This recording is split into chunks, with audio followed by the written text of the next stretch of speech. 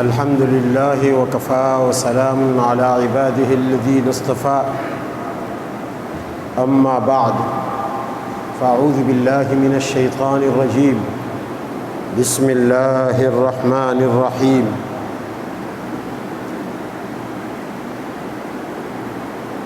محمد رسول الله والذين معه أشداء على الكفار رحماء بينهم صدق الله العظيم وقال النبي صلى الله عليه وسلم أرحم أمتي بأمتي أبو بكر وأشدهم في أمر الله عمر 29 ذوالحجہ 1443 ہجری 29 جولائی 2022 کو آج ہم اور آپ جامعہ ربانیہ کراچی میں جمعہ کے حوالے سے جمع ہیں۔ اسلامی سال کا آخری 12واں مہینہ ہے اور 1443 ہجری بھی ہم سے رخصت ہونے والا ہے۔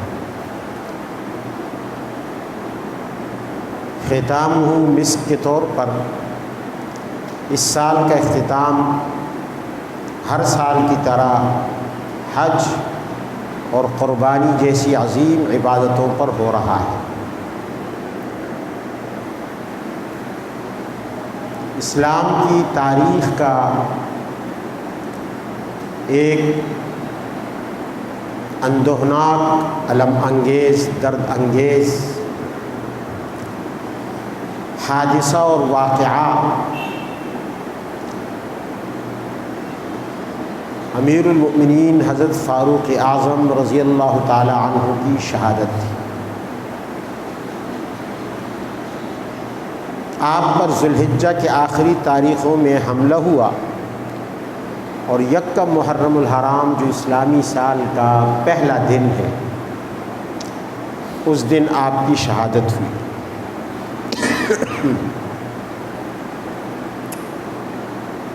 حضرت فاروق اعظم رضی اللہ عنہ کی شخصیت تعارف کی محتاج نہیں ہے۔ آپ اسلام کی تاریخ کی ایک عبقری ہستی ہیں، اور جب سے آپ اسلام لائے ہیں اللہ تعالیٰ نے آپ کو حضرت ابو بکر کے بعد دوسرا عظیم مقام عطا فرمایا۔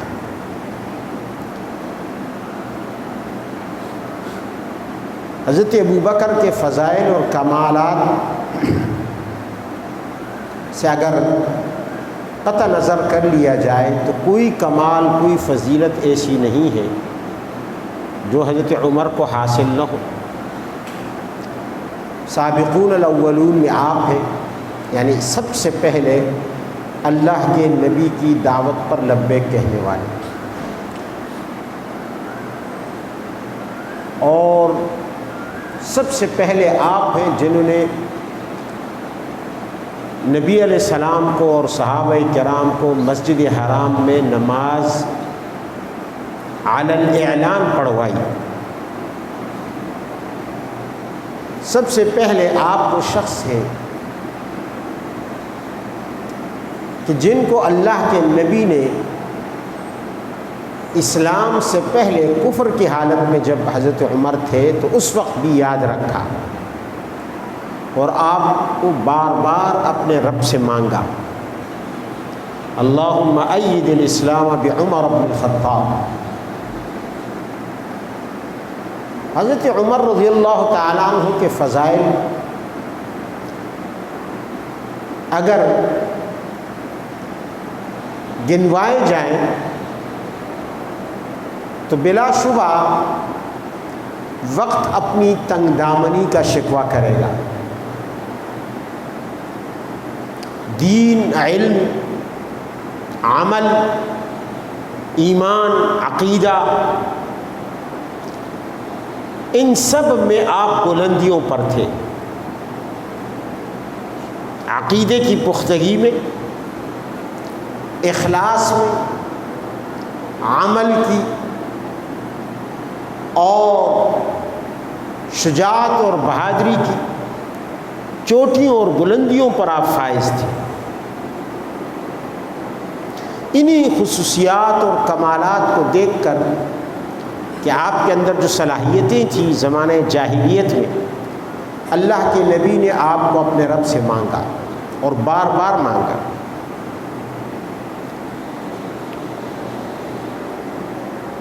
بار بار مانگا، اور ظاہر ہے کہ اللہ کے نبی نے کوئی کام اللہ کی اجازت کے بغیر نہیں کیا، تو آپ کا یہ مانگنا بھی اللہ کی اجازت سے تھا کہ آپ مانگیں اور اللہ عطا کر دے۔ اللہ نے وعدہ کیا ہے نا، وَلَسَوْفَ يُعْطِيكَ رَبُّكَ فَتَرْضَىٰ، اللہ آپ کو دیتا رہے گا تاکہ آپ خوش ہوں۔ آپ اندازہ لگائیں، بن مانگے چیزوں پر اللہ تعالیٰ آپ کو دے دے کر خوش کرنا چاہتا ہے، تو جو چیزیں آپ نے مانگی ہوں اور اللہ نے عطا کی ہوں، ان کے ملنے پر آپ کی خوشی کا کیا حال ہوگا؟ تو فاروق اعظم رضی اللہ تعالی عنہ کو تو آپ نے اپنے رب سے مانگا، اور مانگ مانگ کر آپ نے حضرت فاروق اعظم کو حاصل کیا۔ تو حضرت فاروق اعظم میں صلاحیتیں تھیں، اور آپ کا وجود نبی علیہ السلام کی دل کی خوشی اور سرور کا باعث بنا جب آپ ایمان لائے۔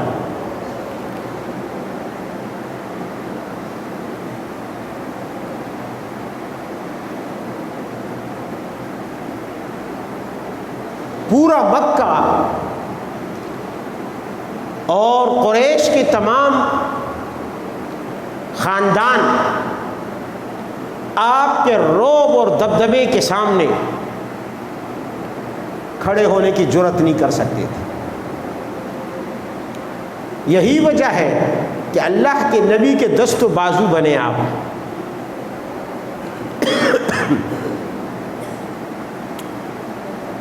اور ہجرت کے بعد بھی مدینہ منورہ کی زندگی میں تو آپ منافقین کے لیے ننگی تلوار بن کر رہے، ہمیشہ شمشیر بدست رہتے۔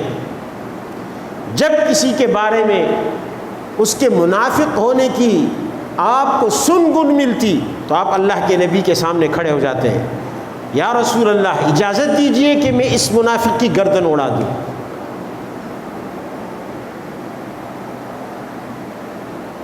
ذرہ بر نفاق ایک شخص برداشت نہیں کر سکتا، وہ اخلاص کی کتنی بلند ترین چوٹی پر ہوگا۔ جو ذرہ بر مصلحت اور نفاق دو رخی کو برداشت نہیں کر سکتا، اس کا ایمان، اس کا عقیدہ کتنا مضبوط ہوگا، وہ اخلاص کی کن بلندیوں پر ہوگا، آپ سوچیں۔ تبھی تو اسلام میں آپ کو حضرت ابوبکر کے بعد مقام ملا، اور یہ اہمیت جو نبی علیہ السلام کی نظر میں تھی، دوست تو دوست، صحابہ تو صحابہ، دشمنوں سے اور کفار سے بھی مخفی نہیں رہی۔ جب غزوہ احد میں مسلمانوں کو وقتی طور پر نقصان اٹھانا پڑا،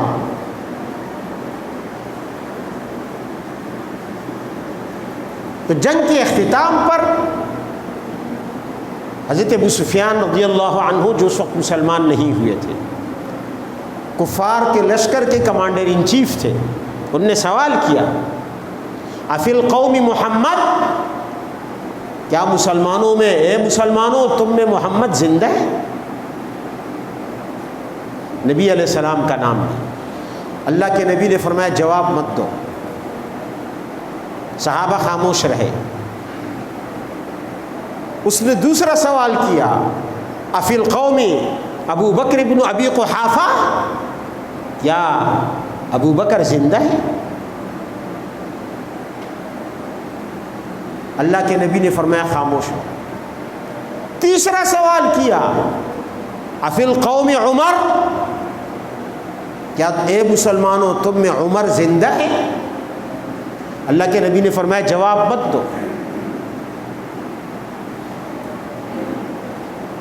اب اس نے ترتیب کے ساتھ پہلا سوال نبی علیہ السلام کے متعلق کیا، دوسرا سوال حضرت ابوبکر کے بارے میں کیا، تیسرا سوال حضرت عمر کے بارے میں کیا۔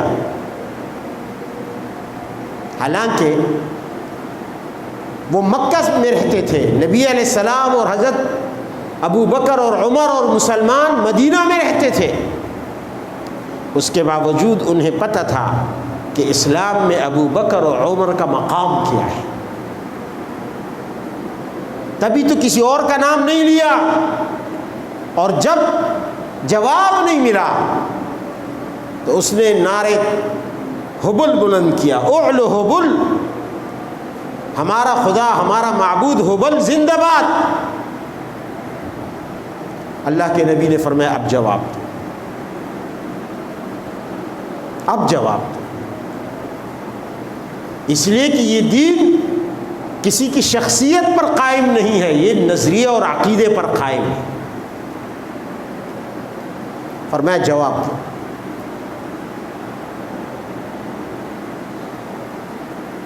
اللہ اعلی و اجل، حبل زندہ باد نہیں، اللہ ہی زندہ باد ہے۔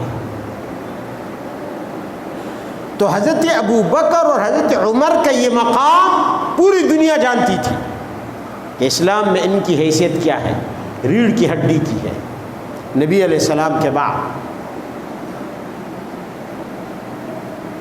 تبھی تو اللہ تعالیٰ نے عالم برزخ اور عالم قبر میں بھی انہیں یکجا کر دیا، اکٹھا کر دیا۔ اور یہ ایسے نہیں کیا۔ ایک صحابی کہتے ہیں کہ ایک دفعہ نبی علیہ السلام کنویں کی منڈیر پر تشریف فرما تھے تو حضرت ابوبکر آئے، نبی علیہ السلام کے ساتھ بیٹھ گئے کنویں کے کنارے جو دیوار ہوتی ہے اس پر۔ تھوڑی دیر کے بعد حضرت عمر تشریف لائے، وہ ابوبکر کے ساتھ بیٹھ گئے، نبی علیہ السلام، حضرت ابوبکر، حضرت عمر، تینوں ایک ساتھ بیٹھ گئے۔ فرمایا کچھ دیر کے بعد حضرت عثمان تشریف لائے، وہ ان تینوں کے ساتھ نہیں بیٹھے، سامنے دوسری طرف منڈیر پر جا کر بیٹھ گئے۔ صحابہ تو ذہین لوگ تھے، فوراً سمجھ جاتے تھے۔ وہ صحابی کہتے ہیں، راوی کہتے ہیں، میں نے اس کی تعبیر نکالی کہ اس کا کیا مطلب ہے۔ میرے ذہن میں یہ بات آئی کہ ان تینوں کی قبریں ایک ساتھ ہوں گی اور حضرت عثمان کی قبر ان سے دور ہوگی۔ اور آج پوری دنیا دیکھ رہی ہے کہ نبی علیہ السلام کی قبر ہے، اس کے بعد ابو بکر کی قبر ہے، اس کے بعد عمر کی قبر ہے۔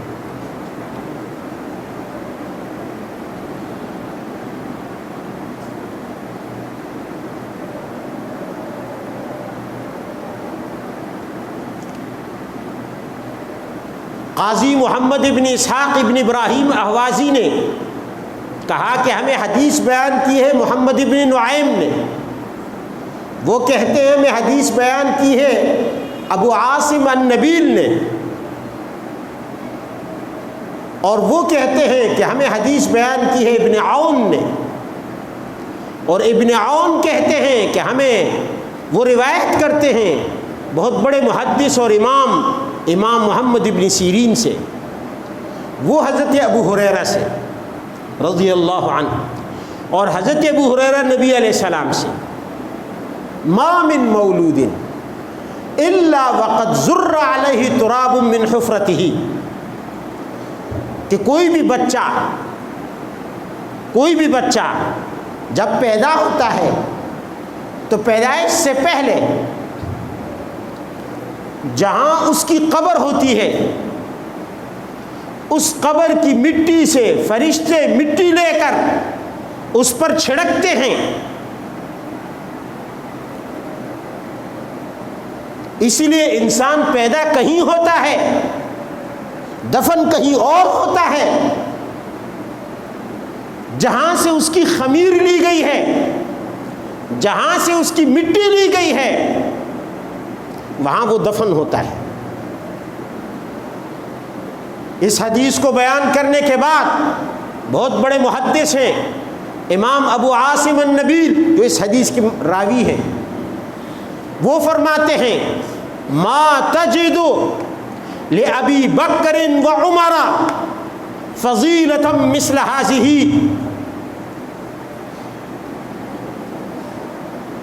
فرمایا اس سے بڑھ کر ابو بکر اور عمر کی اور کوئی فضیلت نہیں ہو سکتی کہ طینتہما من طینت رسول اللہ صلی اللہ علیہ وسلم، نبی علیہ السلام آج جہاں دفن ہیں اسی مٹی سے نبی علیہ السلام کا خمیر لیا گیا، یہیں ابو بکر دفن ہیں، یہیں عمر دفن ہیں۔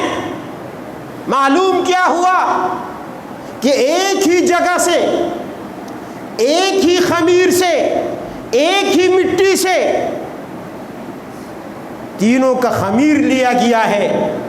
جو خمیر نبی کا ہے وہی خمیر، وہی مٹی ابو بکر کی بھی ہے اور عمر کی بھی ہے۔ یہ دنیا کی وہ فضیلت ہے جو کسی اور انسان کو حاصل نہیں ہے۔ لاکھ نمازیں پڑھ لے، لاکھ روزے رکھ لے، لیکن اس تقسیم خداوندی تک نہیں پہنچ سکتا کہ ایک ہی مٹی سے ابو بکر کا اور عمر کا جسم بنایا گیا، اس مٹی سے جس سے اللہ کے نبی کا جسم بنا ہے۔ اور میں کہتا ہوں کہ حضرت عیسیٰ علیہ السلام نے بھی اسی مٹی میں جا کے دفن ہونا ہے۔ کتنے خوش قسمت ہیں ابو بکر و عمر کہ جن کی مٹی ایک اس کا خمیر جہاں نبی علیہ السلام کی مٹی سے لیا گیا ہے، وہاں بنی اسرائیل کے آخری نبی حضرت عیسیٰ علیہ السلام کی خمیر سے بھی لیا گیا ہے۔ یہ وہ فضیلت ہے جو دنیا میں کسی انسان کو حاصل نہیں ہے کہ دو انبیاء کی خمیر سے، دو انبیاء کی مٹی سے ان کے وجود کو بنایا گیا ہو۔ تبھی تو نبی علیہ السلام ہر وقت ابو بکر اور عمر کا تذکرہ کرتے تھے۔ جب بھی نکلتے گھر سے فرماتے خرجت انا و ابو بکر و عمر، آپ تشریف لاتے فرماتے دخلت انا و ابو بکر و عمر۔ آپ جو بھی کام کرتے اس کام میں اپنے ساتھ ابو بکر اور عمر کا ذکر کرتے۔ یہ وہ عظیم فضیلت ہے جو حضرات شیخین کو حاصل ہے۔ اور کتنے خوش قسمت انسان ہیں، لوگ قیامت میں اٹھیں گے قبروں سے، دائیں بائیں دیکھیں گے، کوئی جان پہچان والا نہیں ہوگا، کوئی تسلی والا نہیں ہوگا۔ اور جب ابو بکر اور عمر قبروں سے اٹھیں گے تو ایک طرف حضرت عیسیٰ علیہ السلام ہوں گے، دوسری طرف محمد رسول اللہ ہوں گے صلی اللہ علیہ وسلم۔ یہ وہ عظیم فضیلت ہے۔ آج دنیا میں لوگ حضرت ابو بکر اور عمر سے نفرت اور بغض رکھتے ہیں۔ اللہ نے ان روافض کو اپنی تکوینی نظام میں ہمیشہ کے لیے نمک حرام رکھا ہے۔ یہ ایسا فرقہ ہے کہ اللہ کے ہاں تکوینی طور پر اسے نمک حرام رکھا گیا کہ جو زمین حضرت ابو بکر اور عمر نے فتح کی، آج اسی زمین پر بیٹھ کر اسی میں عیش و عشرت کی زندگیاں گزارتے ہوئے نمک حرامی کا یہ ثبوت دے رہے ہیں کہ وہ اسی زمین پر حضرت ابو بکر اور حضرت عمر کو برا بلا کہتے ہیں، گالیاں دیتے ہیں۔ معلوم ہوا کہ اللہ نے ان کو شیطان سے بھی بڑا نمک حرام اور ازلی بدبخت رکھا۔ کہ کھائیں تو ابو بکر اور عمر کا، جیے تو ابو بکر اور عمر کی فتح کردہ زمین پر، اور پھر گالیاں اور بغض بھی ان سے رکھے، سب و شتم بھی ان پر کرے۔ اللہ تعالیٰ سے لاکھ لاکھ اس کا شکر ادا کرنا چاہیے ہر مسلمان کو کہ یا اللہ شکر ہے کہ تو نے ہمیں ان اولیاء کا دشمن نہیں بنایا، ان صحابہ کا دشمن نہیں بنایا، ہمیں ایسے گھر میں پیدا نہیں کیا جہاں ابو بکر اور عمر سے بغض کی تعلیم دی جاتی ہو۔ اللہ تعالی ہمیں جنت میں بھی ان کا دیدار اور ان کی معیت نصیب فرمائے۔ وآخر دعوانا ان الحمد للہ رب العالمین۔